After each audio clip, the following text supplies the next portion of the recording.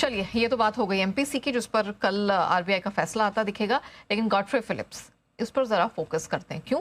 क्योंकि स्टॉक में आ गई है जबरदस्त तेजी। अब उस तेजी के पीछे का कारण क्या है, ये बताने के लिए जानवी हमारे साथ जुड़ चुकी हैं। जानवी, क्या हो गया? थोड़ा तो नीचे कूल ऑफ आया है, लेकिन स्ट्रेंथ बनी हुई है इसकी। क्या देखने को मिला है यहाँ पे? बिल्कुल, नंबर्स आए तब से अगर देखें तो एक एक्शन में आ चुका था। स्टॉक की काफ़ी अच्छी खरीदारी बॉटम से आती हुई दिखी है। नंबर्स के बाद गिरावट जरूर आई थी 8% की, लेकिन उसके बाद करीबन 15% की स्टॉक तेजी आ चुका है। आज भी अगर देखें तो काफ़ी कुछ रिपोर्ट्स आ रही है कंपनी को लेके। जो एक लॉन्ग स्टैंडिंग फैमिली डिस्प्यूट चल रहा था कंपनी के मेंबर्स को लेके, ये अब शायद सॉल्व होता हुआ दिख सकता है कि शुरुआती रिपोर्ट आती हुई दिख रही है। समीर मोदी ने अपनी माँ बीना मोदी के खिलाफ जो सभी भी लीगल केसेस थे, ये वापस ले लिए हैं। अब ये ध्यान रखना होगा कि जो बीना मोदी है, ये गॉडफ्रे फिलिप्स की एमडी है, तो यहाँ पर नजर है।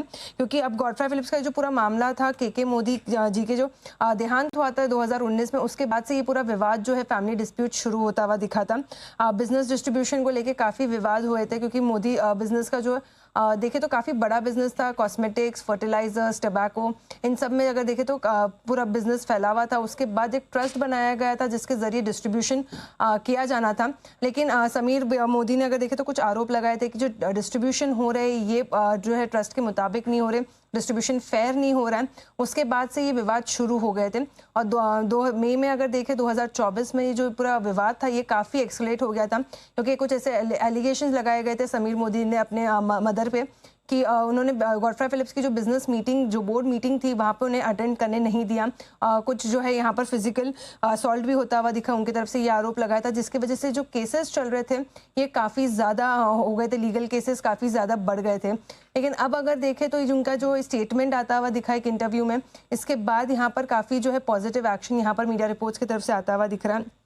अब अगर ये सेटलमेंट हो जाता है तो गॉडफ्रे फिलिप्स के लिए काफ़ी पॉजिटिव होगा, क्योंकि एक बहुत बड़ा ओवरहैंग जो है स्टॉक के ऊपर, ये कंपनी को लेके जो ये काफ़ी हटता हुआ दिख सकता है, क्योंकि अब गवर्नेंस जो है कंपनी के लिए ये काफ़ी बेटर होती हुई जाएगी।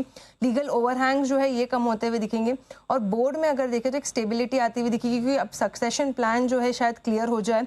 बिना मोदी के बाद आगे सक्सेसर कौन बनेगा कंपनी के लिए, तो आगे चल के जो लॉन्ग स्टैंडिंग पूरा कंपनी का ग्रोथ आउटलुक है वो ज़्यादा क्लियर होता हुआ दिख सकता है। वैल्यू अनलॉकिंग भी हो सकती है कंपनी के लिए, ऐसा बाजार के एनालिस्ट का मानना है।